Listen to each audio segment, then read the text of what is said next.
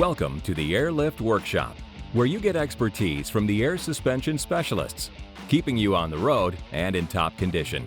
Today, we're installing part number 88275, a LoadLifter 5000 Ultimate Air Spring Kit on a 2009 Chevy Silverado 2500.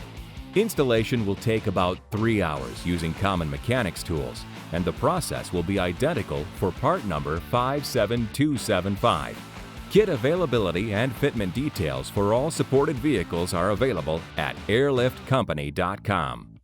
Adjustable air springs can reduce the dangerous side effects of towing and hauling by returning the vehicle to its factory ride height and properly distributing weight to all four wheels. Delivering up to 5,000 pounds of load leveling capacity and featuring an exclusive internal jounce bumper, this no-drill kit is a no-brainer when you want to tow and haul with safety and comfort. This overview doesn't replace your installation manual, so grab yours out of the box or get a digital copy at airliftcompany.com and let's get started. Let's start by assembling the air springs. Set a roll plate on both ends of the air spring, with the rounded edge of each faced toward the air spring. Install the elbow fitting on the top of the air spring. Tighten with your finger, then carefully make 1.5 turns with a wrench. Place the upper bracket on the bellow assembly, using slot A for the driver's side and slot B for the passenger's side. Loosely attach using the 3/8-inch bolts, lock washers, and flat washers. Before attaching the lower bracket to the driver's side, insert a 5/16-inch bolt into the small hole.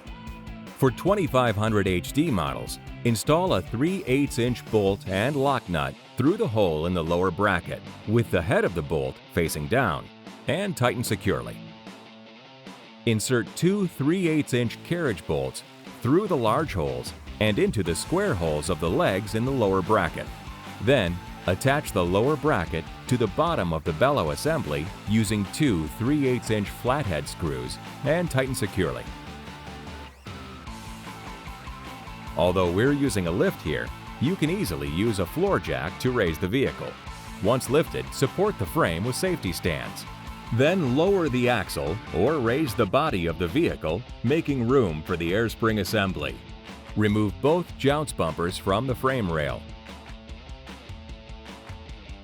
On 2500 HD models only, the driver's side axle may have a small bracket and nut with nothing attached to it. This bracket must be trimmed off the axle in order to install the assembly. On this driver's side, prepare to install the assembly with a cinch bolt. Set the lower bracket parallel to the strike plate. Hook one bracket leg under the strike plate and turn the assembly until the other leg is under the strike plate as well. Before attaching the upper brackets, make sure the elbow fitting points toward the rear of the vehicle on the driver's side and toward the front of the vehicle on the passenger side.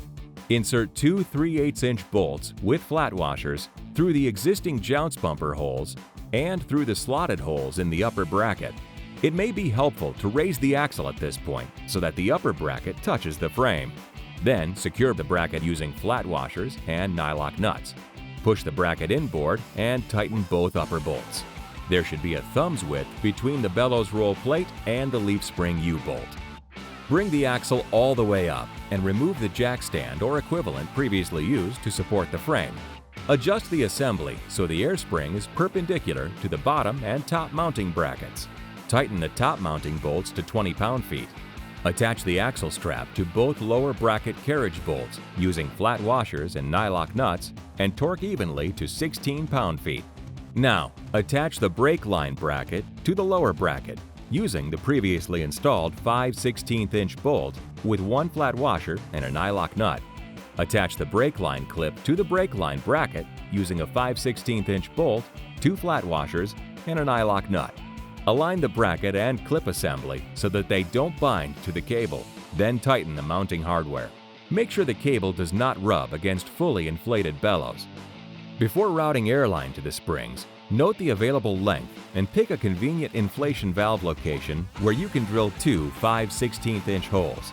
We'll use the license plate recess here, but other location options include the bumper, wheel well flanges, and under the gas cap access door. Place a nut and star washer on the inflation valve and push the valve through the hole. Use a rubber washer, flat washer, and nut to secure it in place, then twist on the valve cap. Now, route the longest airline path first, leaving some slack and avoiding sharp bends, edges, and heat sources. Secure it along the frame using the provided zip ties. Once routed, measure an extra 12 inches and cut the airline. When cutting the airline, remember to never cut from the side. You'll leave a jagged edge and ruin the hose. Instead, use a hose cutter or sharp razor blade to get a crisp, clean cut. Following the same guidelines, route, secure, and cut the other airline. Now, insert both lines into their bellows push-to-connect fitting. Install the heat shield where the exhaust is closest to the air spring. Bend the tabs to provide a ½ inch of airspace and clamp them to the exhaust. Bend the heat shield body for maximum clearance to the air spring. To make sure your install is airtight, inflate the system to 30 psi and spray a soapy solution on all connections and valves while checking for exiting air bubbles. That just about does it. Remember, you can find more information about your kit at airliftcompany.com, and our knowledgeable customer service team is just a phone call away. Thanks for joining us in the Airlift Workshop.